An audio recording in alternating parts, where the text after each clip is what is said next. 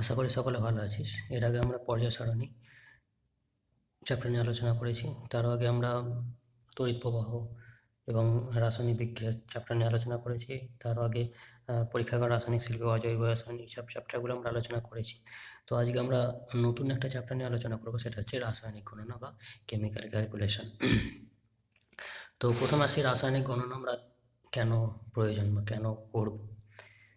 তো আমরা যে কোনো কেমিক্যাল রিয়াকশান ঘটাই না কেন, সেটা যে কোনো শিল্পক্ষেত্রেই হোক বা যে কোনো ওষুধ শিল্প বা যে তেল সাবান শ্যাম্পু যাই শিল্প হোক না কেন, সেখানে কিন্তু তার মধ্যে একটা কেমিক্যাল রিয়াকশান ঘটছেই। একটা রাসায়নিক বিক্রিয়া ঘটিয়ে তারপর সেখানে পদার্থটা উৎপন্ন করা হয়। অর্থাৎ সেখানে যেহেতু রিয়াকশান ঘটছে, তার মধ্যে বিক্রিয়ক পদার্থ আছে এবং বিক্রিয়াজাত পদার্থ আছে।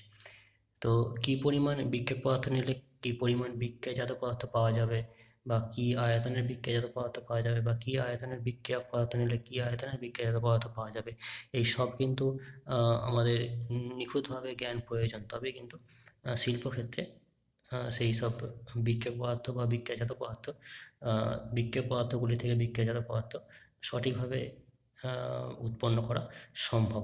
তাই আমাদের এই যে রাসায়নিক গণনা, এই চ্যাপ্টারটা খুব ইম্পর্টেন্ট। তো প্রথম আমরা আসছি ভরের নিত্যতা সূত্র। ভরের নিত্যতা সূত্র আমরা আগে পড়েছি। ভরের নিত্যতা সূত্রটা কী বলছেন না, ভর অবিনশ্বর, ভরকে সৃষ্টি করা যায় না এবং ধ্বংস করা যায় না। ভর শুধুমাত্র এক রূপ থেকে অন্য রূপে রূপান্তরিত হতে পারে। ঠিক আছে, তো এইটা হচ্ছে ভরের নিত্যতা সূত্র। কোনো একটা রাসায়নিক বিক্রিয়ক পদার্থের যে মোট ভর বিক্রিয়াজাত পদার্থের মোট ভর সমান হয়। অর্থাৎ বিক্রিয়ার আগে বিক্রিয়ক পদার্থের মোট ভর, বিক্রিয়ার পরে যে বিক্রিয়াজাত পদার্থের মোট ভর কিন্তু অপরিবর্তিত থাকে। অর্থাৎ ভর কিন্তু অবিনশ্বর। এটা হচ্ছে ভরের নিত্যতা সূত্র। অর্থাৎ আমরা যদি এখানে একটা বিক্রিয়া লিখি, ধরা যাক KClO3, এখান থেকে এটা বিয়োজিত হয়ে KCl প্লাস O2 উৎপন্ন করলো। তাহলে এটা হচ্ছে বিক্রিয়ক পদার্থ, আর এটা দুজন হচ্ছে বিক্রিয়াজাত পদার্থ। এবার এখানে তাপ, চাপ বা অনুঘটক এসব বিভিন্ন লাগতে পারে। তো এখানে এই বিক্রিয়ার আগে এই যে বিক্রিয়ক পদার্থের মোট ভর ছিল, আর বিক্রিয়ার পরে যে ভর হলো বিক্রিয়াজাত পদার্থের মোট ভর কিন্তু সমান হবে। তো এটি হচ্ছে ভরের নিত্যতা সূত্র। তো এখানে যদি আমরা বিক্রিয়াটা লক্ষ্য করি, তাহলে কী দেখব না, এখানে পটাশিয়ামের একটা পরমাণু আছে বিক্রিয়াজাত পদার্থের, এখানে ক্ষেত্রেও কিন্তু পটাশিয়ামের একটা পরমাণু আছে, Cl একটা আছে, Cl একটা আছে। এখানে অক্সিজেন 3টে পরমাণু আছে, এখানে কিন্তু অক্সিজেন 2টো পরমাণু আছে। তাহলে যদি আমরা এই রিয়াকশান অনুপাতে যে দেখি, তাহলে কিন্তু ভরটা সমান রইল না, তাই তো। তাহলে এই ভরটা সমান করতে গেলে আমাদের ব্যালেন্স প্রয়োজন, তাই তো। তাহলে ব্যালেন্স করতে গেলে মানে পরমাণুর সংখ্যা দুদিকে সমান করতে হবে, তাই তো। তাহলে এখানে যদি আমি এখানে 2 দিই, 2 তাহলে 2টো KCl, এখানে 6টা হয়ে গেল 3। তাহলে এখানে 6টা অক্সিজেন পরমাণু, এদিকে কিন্তু 6টা অক্সিজেন পরমাণু হয়ে গেল। তাহলে দুদিকের যে পরমাণু সংখ্যা যেহেতু সমান হয়ে গেল, তাদের মোট ভরও কিন্তু সমান হয়ে যাবে, তাই যেটা। তাহলে ভরের নিত্যতা সূত্রটাকে করার জন্য আমরা ব্যালেন্সের প্রয়োজন। তো আমরা যদি খুব পুঙ্খানুপুঙ্খভাবে বিচার করি, তাহলে কিন্তু দেখা যাবে যে ভরের নিত্যতা সূত্রটা কিন্তু আসলে ঠিক নয়। কারণ সামান্য পরিমাণ ভরের কিন্তু পরিবর্তন ঘটে, সেটা অন্য শক্তি অর্থাৎ শক্তিতে রূপান্তরিত করতে পারে। ঠিক আছে, যেটা আমাদের হয়তো সাধারণভাবে ধরা পড়ে না, কিন্তু খুব নিখুঁতভাবে এটা পরীক্ষা করলে দেখা যায় তা ভরের সামান্য পরিবর্তন ঘটে, যেটা শক্তিতে রূপান্তরিত ঘটে যায়। যেটা পরবর্তীকালে বিজ্ঞানী আইনস্টাইন ভর এবং শক্তির যে তুল্যতা বা সূত্র, সেটা সমীকরণ আকারে প্রকাশ করেছিলেন E=mc²। এই সমীকরণ অনুযায়ী ভর এবং শক্তি দুটো সমতুল্য, যেটা তার তুল্যতা সূত্র প্রমাণ করেছিলেন। এরপর আমরা 9-এ এর আগে পড়েছি মোল সম্পর্কে ধারণা আমাদের আছে। আণবিক গুরুত্ব বা পারমাণবিক গুরুত্ব, এগুলো আমরা সবাই একটু আধটু জানি। রাসায়নিক গণনা চ্যাপ্টারে যে 3 ধরনের গণনা মূলত হয়, সেটা হচ্ছে একটা ভর সংক্রান্ত গণনা,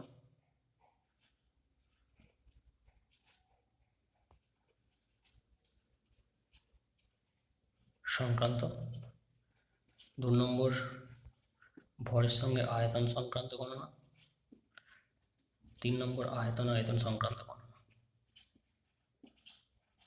তাহলে এই 3 ধরনের গণনা আমাদের মূলত আছে। তাহলে যখন বিক্ষেপ বা বিক্ষেপের পদার্থ দুটোর ক্ষেত্রে ভরের সঙ্গে ভরের আমরা তুলনা করব, সেটা ভর সংক্রান্ত গণনা।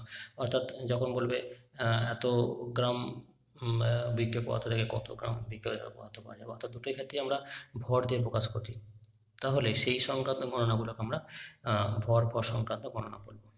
দ্বিতীয়টা আছে ভর আয়তন সংক্রান্ত গণনা।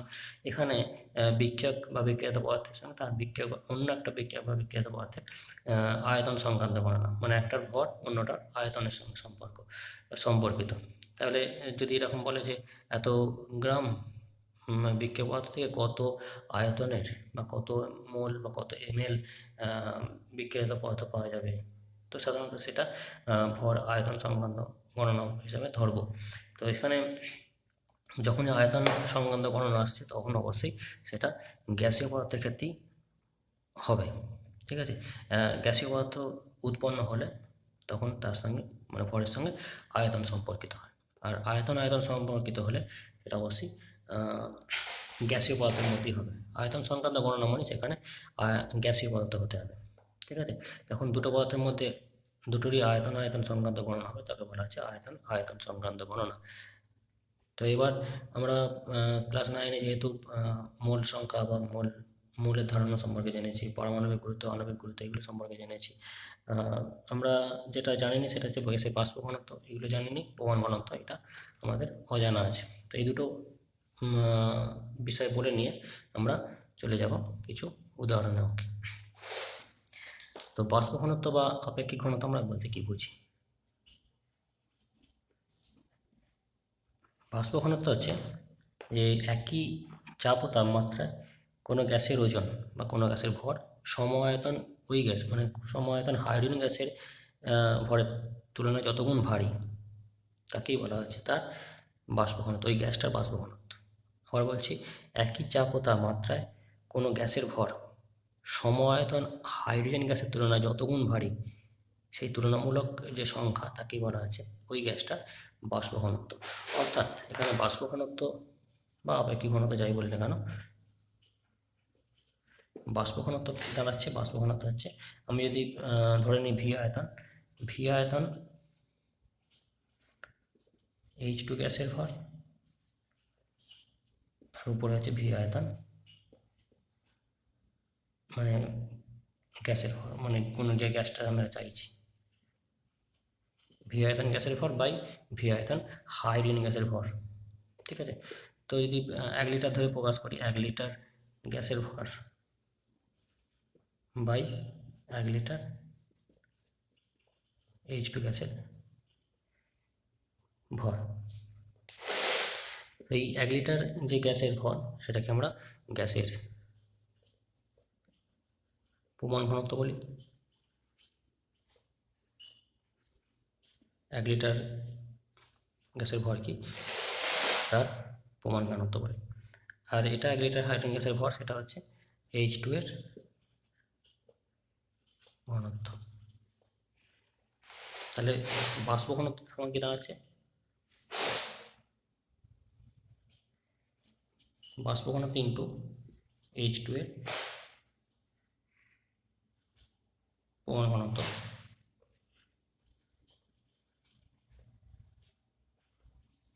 সমান হচ্ছে গ্যাসের প্রমাণ ঘনত্ব।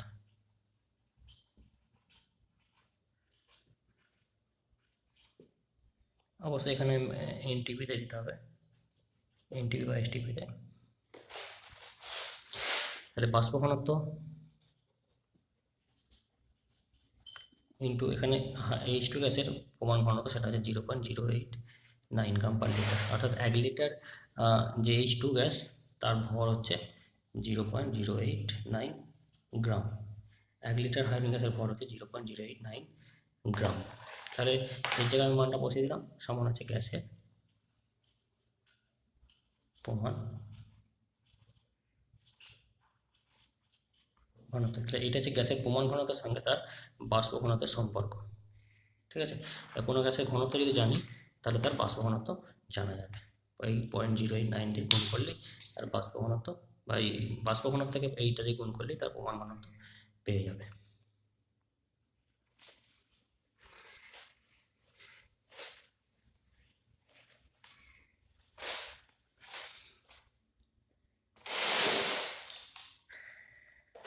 এবার আমরা কিছু উদাহরণ নিয়ে চলে যাব। ধরা যাক বললো 200 গ্রাম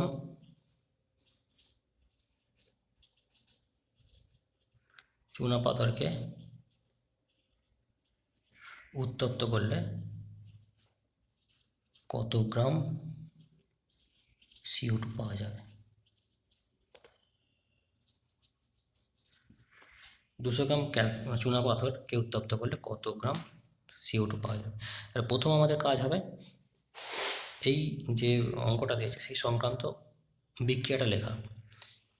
চুনা পাথর আমরা জানি ক্যালসিয়াম কার্বনেট, একে যদি উত্তপ্ত করি আমরা তার উৎপন্ন হবে calcium oxide plus carbon dioxide. এরপর ভরের নিত্যতম সূত্র অনুযায়ী আমাদের বিক্রিয়াটা ব্যালেন্স করা প্রয়োজন। তাহলে এখানে যদি দেখি বিক্রিয়াটা ব্যালেন্স হয়ে আছে, ক্যালসিয়াম একটা, অক্সিজেন এখানে 3টে আছে, এখানে 2 এখানে 1টা, 3টে অক্সিজেন আছে, এখানে কার্বন একটা, তাহলে বিক্রিয়াটা ব্যালেন্স হয়েই আছে। আর এখানে কি চেয়েছে না 200 গ্রাম চুনা পাথরকে উত্তপ্ত করলে কত গ্রাম CO2 পাওয়া যাবে। তাহলে দুটোই যেহেতু ভরের সঙ্গে ভরের সংক্রান্ত গণনা, এটাকে ভর সংক্রান্ত গণনা বলতে পারি। তাহলে আমার দরকার হচ্ছে ক্যালসিয়াম কার্বনেটটা দরকার আর কার্বন ডাইঅক্সাইডটা দরকার। আমার ক্যালসিয়াম অক্সাইডের এখানে ফাংশন নেই। তাহলে এখানে তাহলে আমরা দেখতে পাচ্ছি এখানে 1 মোল মানে বিক্রিয়া অনুযায়ী 1 মোল ক্যালসিয়াম কার্বনেট বিক্রিয়া করে উৎপন্ন করছে 1 মোল কার্বন ডাইঅক্সাইড। এবার 1 মোল ক্যালসিয়াম কার্বনেট যেটা তার ভর কত, মানে এর যে আণবিক গুরুত্ব হবে সেটাই তার ক্যালসিয়াম কার্বনেট এখানে দিয়ে দেবে। ক্যালসিয়াম আছে 40, কার্বন 12, অক্সিজেন 16 এরকম দিয়ে দেবে, তার পারমাণবিক ভর দিয়ে দেবে। তাহলে ক্যালসিয়ামের যে আণবিক ভর সেটা হচ্ছে ক্যালসিয়াম কার্বনেটের যে আণবিক ভর সেটা হচ্ছে ক্যালসিয়ামের 40 প্লাস 12 প্লাস 3 16 48। তাহলে এখানে 52 48 100 গ্রাম। তাহলে 100 গ্রাম ক্যালসিয়াম কার্বনেট একে যদি উত্তপ্ত করি তাহলে এখানে দেখা যাচ্ছে এর 1 মোল কার্বন ডাইঅক্সাইডের ভর হচ্ছে কার্বনের 12 আর এখানে 32 মানে 44 গ্রাম। তাহলে 100 গ্রাম ক্যালসিয়াম কার্বনেটকে উত্তপ্ত করলে আমার পাওয়া যাচ্ছে 44 গ্রাম কার্বন ডাইঅক্সাইড। তাহলে এখানে অঙ্কতে দিয়েছে 200 গ্রাম থেকে কত পাওয়া যাবে, তাহলে 88 গ্রাম পাওয়া যাবে। তাহলে 100 গ্রাম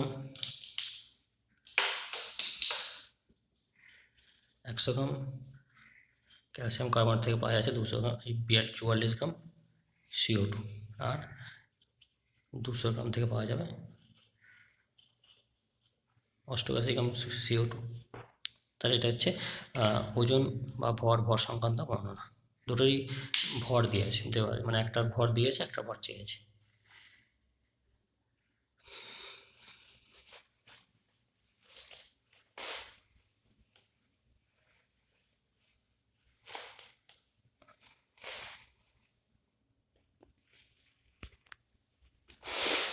এরপরের অঙ্ক আমরা চলে যাচ্ছি। ধরা যাক বললো যে 131 গ্রাম জিঙ্ক লঘু সালফিক অ্যাসিডের সাথে বিক্রিয়া করলে যত গ্রাম H2 গ্যাস পাওয়া যাবে তাকে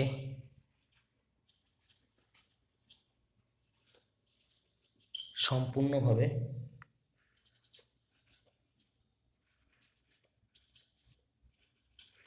অক্সিজেনের সাথে বিক্রিয়া করলে কত গ্রাম জল পাওয়া যাবে। অঙ্কটা ভালো করে দেখে নাও। 131 গ্রাম জিঙ্ককে লঘু সালফিউরিক অ্যাসিডের সঙ্গে বিক্রিয়া করলে যত গ্রাম হাইড্রোজেন গ্যাস পাওয়া যাবে তাকে সম্পূর্ণভাবে অক্সিজেনের সাথে বিক্রিয়া করলে কত গ্রাম জল পাওয়া যাবে। তাহলে এই সংক্রান্ত যে বিক্রিয়াটা প্রথমে আমি লিখব জিঙ্কের সঙ্গে সালফিক অ্যাসিডের বিক্রিয়া। তাহলে জিঙ্ক প্লাস সালফিক অ্যাসিড, তাহলে বিক্রিয়া উৎপন্ন হবে zinc sulphate plus hydrogen, zinc sulphate plus hydrogen. এবার বিক্রিয়াটার ব্যালেন্স প্রয়োজন, তাহলে এখানে বিক্রিয়া ব্যালেন্স হয়েই আছে, জিঙ্ক একটা সালফেট যে মূলক SO4, এখানে একটা SO4 আছে, H2 H2, তাহলে বিক্রিয়া ব্যালেন্স হয়েই আছে। তাহলে এখানে আমার দরকার কি, জিঙ্কের সঙ্গে সালফিক অ্যাসিডের বিক্রিয়ায় যত গ্রাম হাইড্রোজেন উৎপন্ন হবে, তাহলে আমার দরকার হচ্ছে জিঙ্কটা আর হাইড্রোজেনটা। তাহলে এখানে দেখতে পাচ্ছি 1 মোল জিঙ্ক, বিক্রিয়া অনুযায়ী 1 মোল জিঙ্ক, তার সঙ্গে সালফিক অ্যাসিডের বিক্রিয়া করে উৎপন্ন করছে 1 মোল হাইড্রোজেন। আর 1 মোল জিঙ্কের যে ভর, মানে তার যা পারমাণবিক ভর, সেটা হচ্ছে, আমরা জিঙ্ক যদি দিয়ে দেয়, জিঙ্ক হচ্ছে 65.5,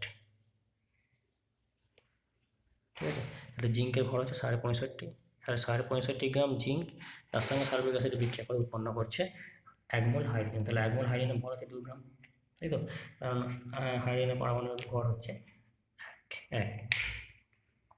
তাহলে দেখতে পাচ্ছি বিক্রিয়াতে যে 65.5 গ্রাম জিঙ্ক, তাকে যদি সালফিক অ্যাসিডের সঙ্গে বিক্রিয়া করাই, আমার 2 গ্রাম হাইড্রোজেন উৎপন্ন হচ্ছে, ঠিক আছে। তাহলে এই বিক্রিয়া অনুযায়ী বলেছে 131 গ্রাম হাইড্রোজেন এই জিঙ্কের সঙ্গে লঘু সালফিক অ্যাসিডে বিক্রিয়া করাতে হবে। তাহলে 65.5 গ্রাম জিঙ্কের সঙ্গে আমরা যদি সালফিক অ্যাসিডে বিক্রিয়া করাই, তাহলে আমার উৎপন্ন হচ্ছে 2 গ্রাম হাইড্রোজেন।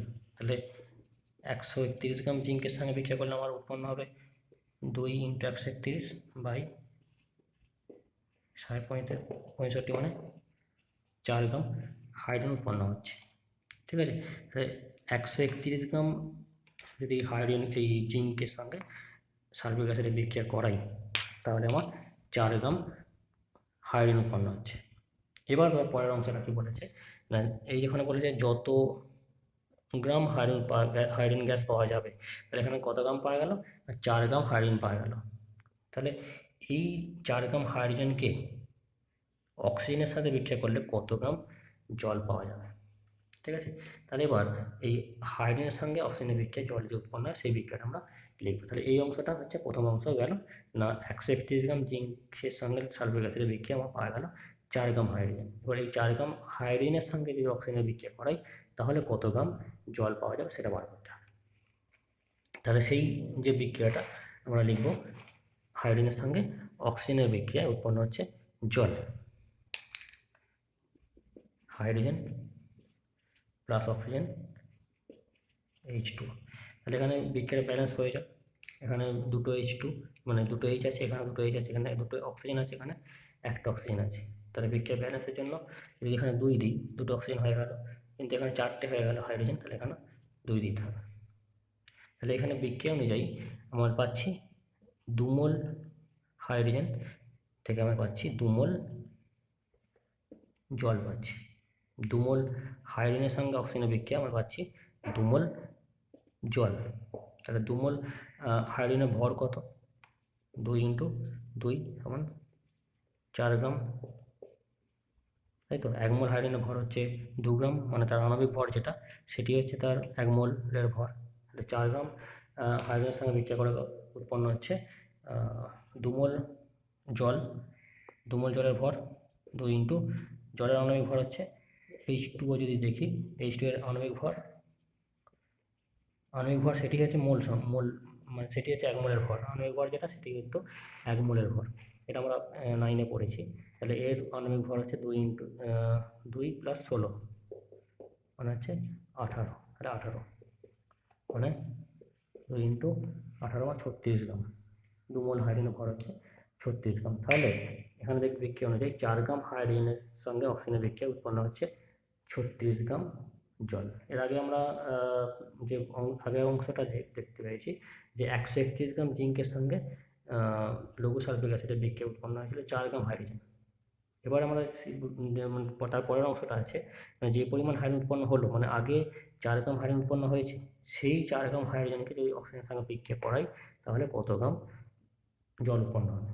তো আমাদের এখানে অঙ্কে এসেই গেছে না, 4 গ্রাম হাইড্রোজেনের সঙ্গে যদি অক্সিজেনে বিক্রিয়া করে তাহলে আমরা পাচ্ছি 36 গ্রাম জল। তাহলে এটাই উত্তর, না 4 গ্রাম যদি H2 গ্যাসের থেকে পাচ্ছি 36 গ্রাম জল।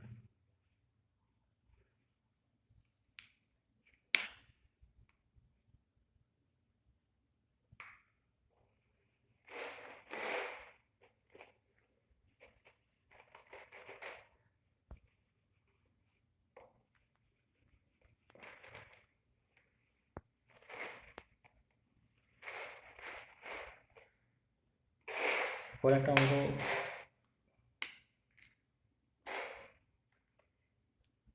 ধরা যাক, বললো 64 গ্রাম অক্সিজেন প্রস্তুত করতে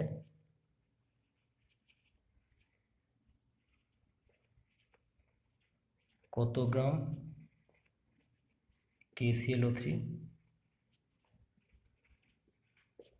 প্রয়োজন। 64 গ্রাম অক্সিজেন প্রস্তুত করতে কত গ্রাম KClO3 প্রয়োজন। তাহলে এখানে বিক্রিয়াটা আমরা একটা আগেই লিখেছিলাম, KClO3 একে যদি তা বিয়োজিত করি তার উৎপন্ন হবে KCl প্লাস O2, ব্যালেন্স করতে হবে 2 2 3। তাহলে বিক্রিয়া অনুযায়ী 2 মোল KClO3 পটাশিয়াম ক্লোরাইড, সেখান থেকে আমি পাচ্ছি 3 মোল অক্সিজেন। আমার এখানে KCl মানে কে দিয়ে দেবে, কে হচ্ছে 39, Cl হচ্ছে 35.5 আর অক্সিজেন 16, এগুলো হচ্ছে তার পারমাণবিক ভর। ঠিক আছে, তার 2 মোল পটাশিয়াম ক্লোরাইডকে উত্তপ্ত করলে আমি পাচ্ছি 3 মোল অক্সিজেন। আমার এখানে দরকার কি, 64 গ্রাম অক্সিজেন প্রস্তুত করতে কত গ্রাম KClO3, মানে দুটিকে যেহেতু ভরের সঙ্গে সম্পর্কিত তাই এটাকে ভর ভর সংক্রান্ত গণনার মধ্যে আনতে পারি, ভরের সঙ্গে ভরের সংক্রান্ত গণনা। তাহলে এখানে 2 মোল, মানে এটাকে ভরে প্রকাশ করবো যেহেতু ভর দেওয়া আছে, 2 মোল KClO3 ভর কত হবে, 2 ইন্টু কে হচ্ছে 39 প্লাস Cl 35.5 প্লাস 3 16 48, মানে হচ্ছে 2 ইন্টু 13 হয়েছে 2 আর 2 6 আর 3 12 127, মানে হচ্ছে 245 গ্রাম, 245 গ্রাম KClO3। ঠিক আছে, আর এখানে এটাকে ভরে প্রকাশ করতে হবে, কারণ এখানে 64 গ্রাম অক্সিজেন বলেছে, তাই এটাকে ভরে 3 ইন্টু অক্সিজেন আছে 16 2 32, O2 32, OA 16 কিন্তু O2 32, O2 যেহেতু O2 32 তাই 3 ইন্টু 32 মানে 96 গ্রাম। তাহলে 96 গ্রাম KCl এই অক্সিজেন পেতে আমাকে KClO3 প্রয়োজন 245 গ্রাম। তাহলে আমার অঙ্ক অনুযায়ী 64 গ্রাম অক্সিজেন প্রস্তুত করতে কত গ্রাম KClO3 প্রয়োজন আমরা পেয়ে যাব। তাহলে অঙ্কটা আসছে 96 গ্রাম অক্সিজেন প্রস্তুত করতে আমার লাগছে 245 গ্রাম KClO3। তাহলে 64 গ্রাম অক্সিজেন প্রস্তুত করতে লাগবে 245 ইন্টু 64/96, মানে 16 দিয়ে কাটলে 4 16 64, 6 16 96। এটা এখানে কাটলে প্রায় 4 6 24 প্রায় 41 হবে। এটা মানে এটাকে কাটলে প্রায় 41, এটা আমরা গুণ করলে আমরা পাচ্ছি প্রায় 4 4 4 16 164 গ্রাম। ঠিক আছে, এটা যদি 6 দিয়ে এটাকে কাটি প্রায় 41-এ কাটে, মানে 246-এর এটা 41 হয়, 45 প্রায় 41-এর কাছাকাছি আমি ধরে নিচ্ছি। তো আমরা যদি সঠিকভাবে ক্যালকুলেশন করি তাহলে একটু কম বেশি হতে পারে। তাহলে এটা 164 গ্রাম প্রায় দাঁড়াচ্ছে। তাহলে 64 গ্রাম অক্সিজেন প্রস্তুত করতে আমার লাগছে 164 গ্রাম KClO3। তাহলে এটা গেল ভর ভর সংক্রান্ত গণনা। এবার আমরা একটা আয়তন সংক্রান্ত গণনা দেখাচ্ছি।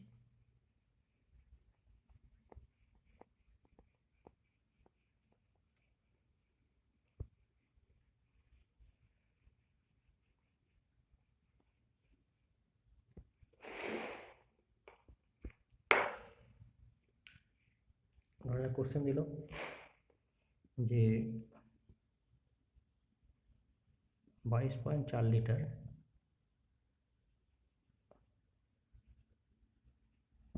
অ্যামোনিয়া গ্যাস প্রস্তুত করতে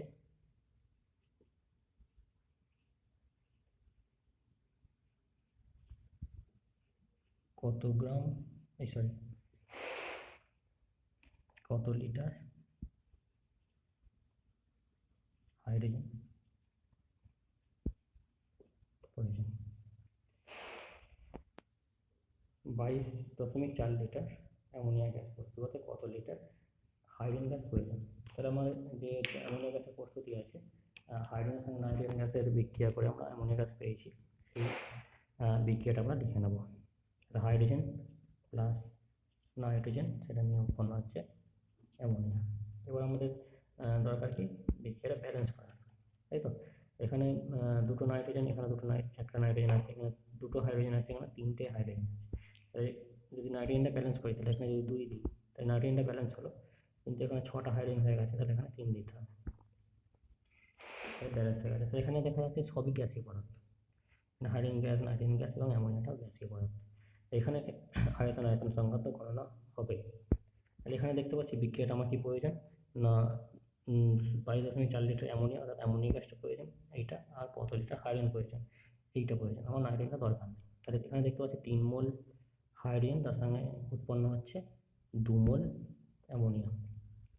3 মোল হাইড্রোজেনের সঙ্গে নাইট্রোজেনের বিক্রিয়ায় উৎপন্ন হচ্ছে 2 মোল অ্যামোনিয়া।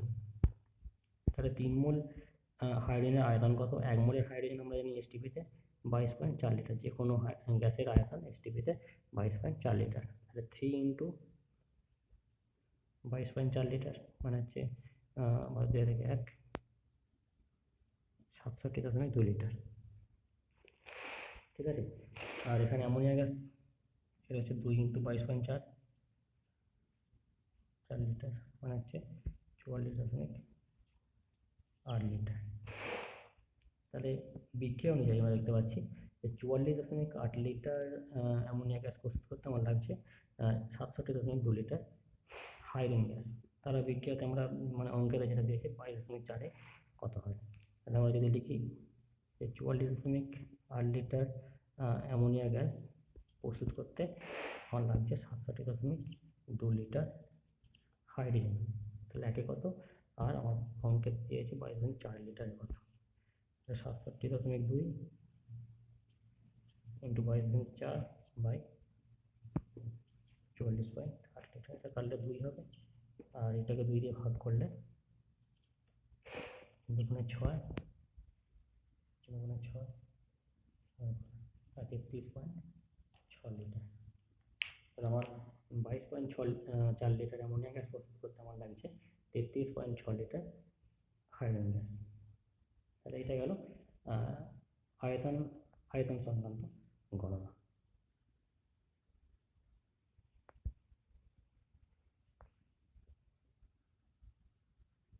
এবার আমি একটা দেখাচ্ছি ভরের সঙ্গে ভর আয়তন সংক্রান্ত গণনা। তাহলে ভর সংক্রান্ত গণনা রেখেছি আমরা, ভর আয়তন সংক্রান্ত গণনা দেখলাম।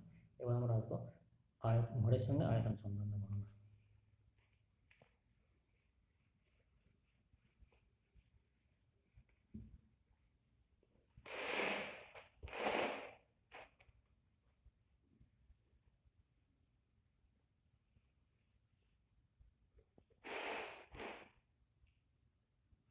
ধরে যাক বললো যে 131 গ্রাম জিঙ্ক কে H2SO4 এর সাথে বিক্রিয়া করলে এসটিপিতে কত আয়তন H2 এর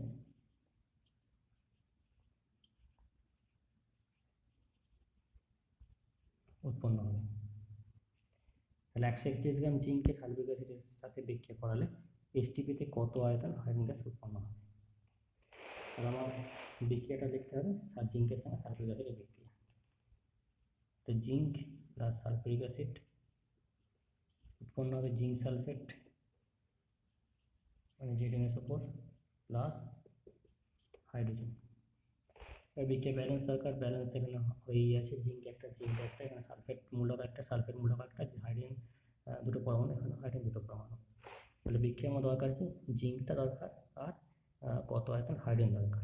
ঠিক আছে, তাহলে জিঙ্কটা আমার দরকার, এখানে দেখতে পাচ্ছি বিক্রিয়া অনুযায়ী 1 মোল জিঙ্ক, তার সেখান থেকে পাচ্ছি 1 মোল হাইড্রোজেন।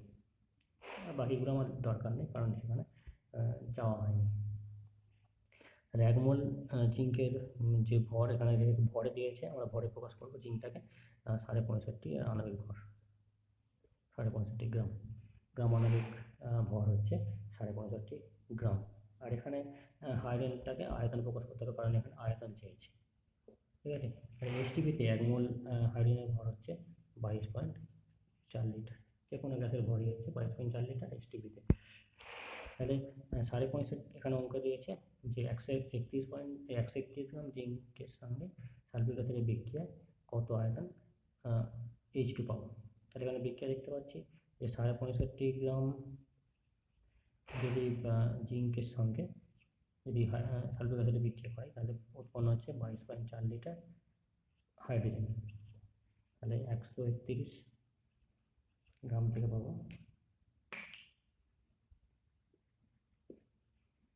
131 গ্রাম থেকে পাচ্ছি 22.4 ইন্টু 131 বাই 65.5, মানে 11.2 লিটার। তাহলে 131, সরি ক্যালকুলেশনটা ভুল একটু,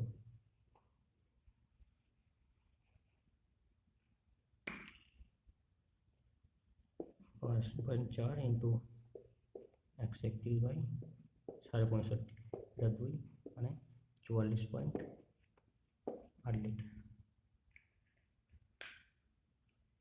আর 131 গ্রাম জিঙ্কের সঙ্গে যদি সালফিউরিক অ্যাসিডের বিক্রিয়া করানো হয়, তাহলে আমি পাচ্ছি 44.8 লিটার হাইড্রোজেন গ্যাস। আর এখানে এটা ভরে প্রকাশ করেছি জিঙ্কটাকে, মানে এখানে বিক্রিয়া পদার্থ একটাকে ভরে প্রকাশ করেছি, আর এখানে বিক্রিয়া যেটা পদার্থ যেটা, সেটাকে আমি আয়তনে চেয়েছি। অর্থাৎ এখানে যেটা হলো সেটা হচ্ছে ভরের সঙ্গে আয়তন সংক্রান্ত গণনা। তাহলে এই ধরনের অঙ্ক তো একটা মাধ্যমিক আসেই, ছোটোখাটো অঙ্ক, এগুলো ভালো করে প্র্যাকটিস করবি।